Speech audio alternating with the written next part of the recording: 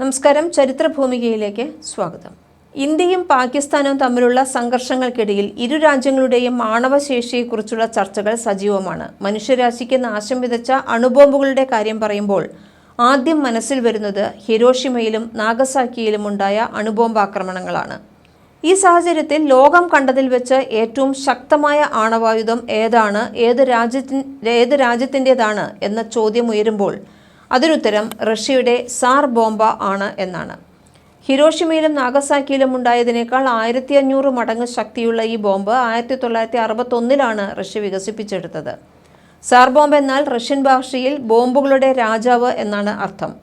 RDS-220 എന്ന code നാമമുള്ള അത് big Ivan എന്നും അറിയപ്പെട്ടു. 1961 ഒക്ടോബർ 30 ആർട്ടിക് സമുദ്രത്തിലെ നോവ സെംലിയ ദ്വീപിൽ നടന്ന പരീക്ഷണ സ്ഫോടനത്തിന് ശേഷമാണ് ആ ഹൈഡ്രജൻ ന്യൂക്ലിയർ ബോംബ് ലോകശ്രദ്ധ നേടുന്നത്.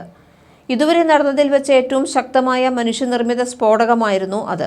സോവിയറ്റ് യൂണിയൻ സൃഷ്ടിച്ച സാർ ബോംബ എന്ന ആണവായുധം ഇതുവരെ പൊട്ടിത്തെറിച്ചതിൽ വെച്ച് ഏറ്റവും ശക്തമായതാണ്. ഏകദേശം 50 മെഗാടൺ TNT സ്ഫോടനശേഷിയുള്ള സാർ ബോംബ ഹിരോഷിമയിൽ വർഷിച്ച ബോംബിനേക്കാൾ 3000 മടങ്ങ് ശക്തമാണ്.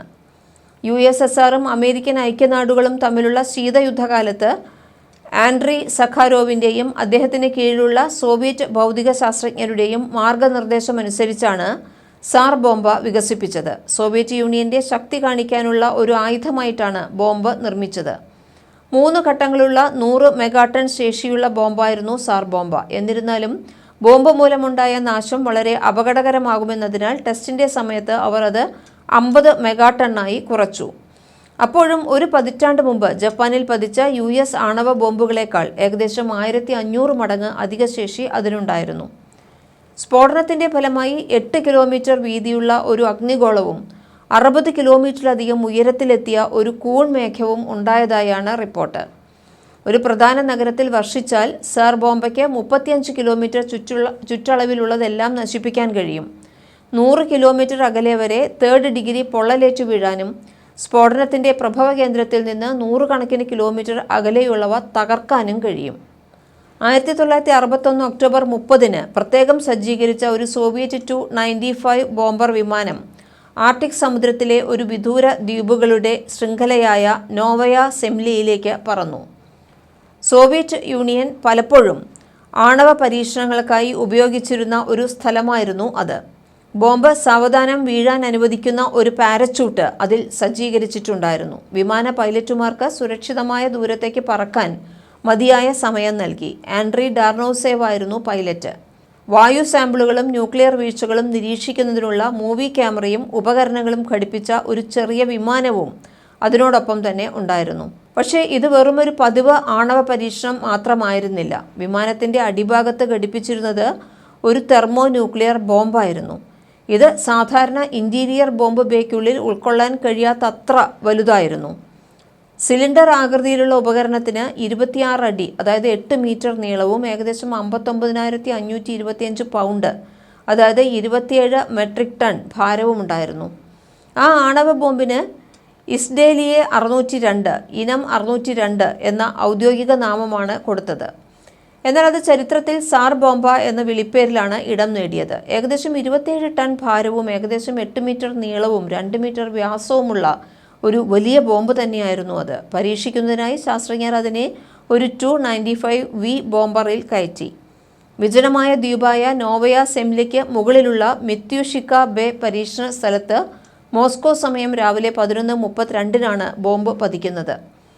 ഏകദേശം 60 കിലോമീറ്റർ ഉയരത്തിലിരിക്കുമ്പോഴാണ് ബോംബ് പൊട്ടിത്തെറിച്ചത് എങ്കിലും ഇത് നാശത്തിൻ്റെ തോത് ഒട്ടും തന്നെ കുറച്ചില്ല. 57 മെഗാടൺ ബോംബ് 64 കിലോമീറ്റർ വരെ ഉയരത്തിൽ കൂൺമേഘങ്ങൾ സൃഷ്ടിച്ചു.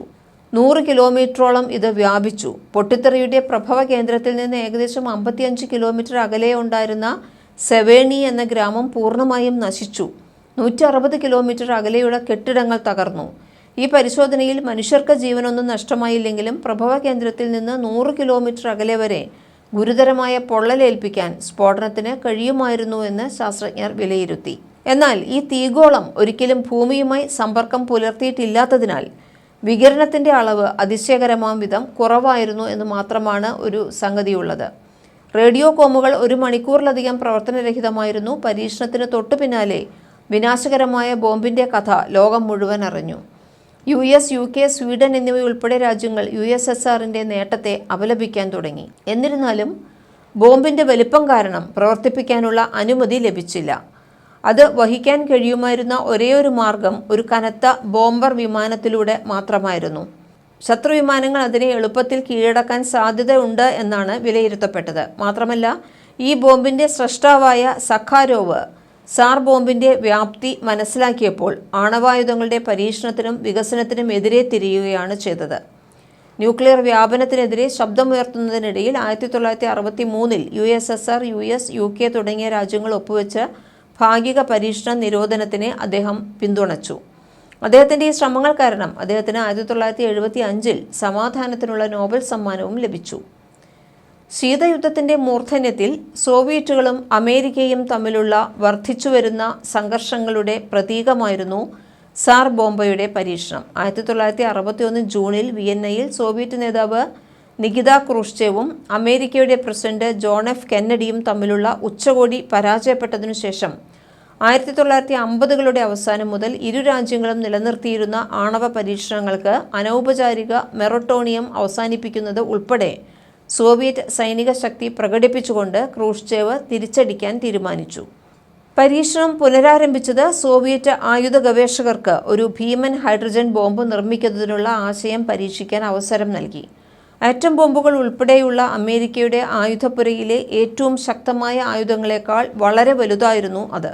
സാർ ബോംബയുടെ പരീക്ഷണം ശീതയുദ്ധത്തിലെ ആയുധ മത്സരത്തിൻ്റെയും മനുഷ്യൻ്റെ കൈവശമുള്ള വിനാശകരമായ ശേഷിയുടെയും ഭീകരമായ ഓർമ്മപ്പെടുത്തലാണ്. ലോകത്തിൽ ഇതിന് സമാനതകളില്ലാത്ത മറ്റൊരു ആയുധം ഉണ്ടായിട്ടില്ല.